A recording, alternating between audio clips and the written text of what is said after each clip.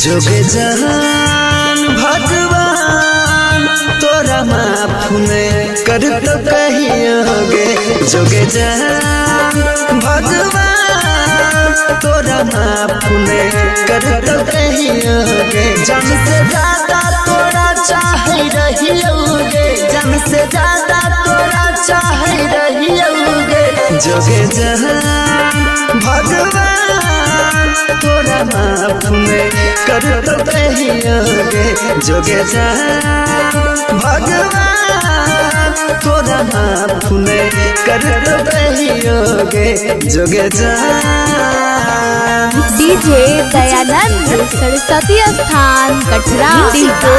Mobile number 8092293257।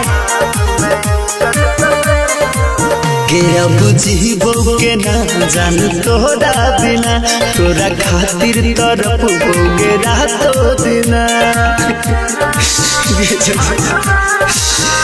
अब जीवो के ना जान तोरा बिना, तोरा खातिर तरफ बोगे रातो दिना।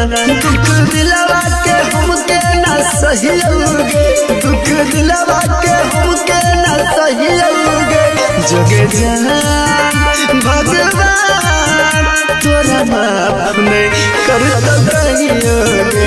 जोगे जहान भगवान तोरा माफ में कर तो कहियोगे।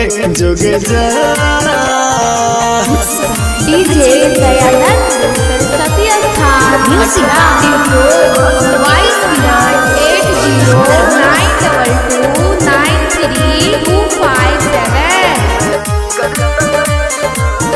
छोरी ससुरारी जइभी गे गजदार, गौरव अजय अनीस के जियते जिमार। छोरी ससुरारी जइभी गे गजदार, गौरव कृष्णा बेदर्दी के जियते जिमार। इनके आंसू हमें कितना बहियोगे, इनके आंसू हमें कितना बहियोगे। जोगे जहान भगवान तोरा माफ में कर तो कहियोगे। जोगे जहान भगवान तोरा माफ में कर तो कहियोगे। जोगे जहान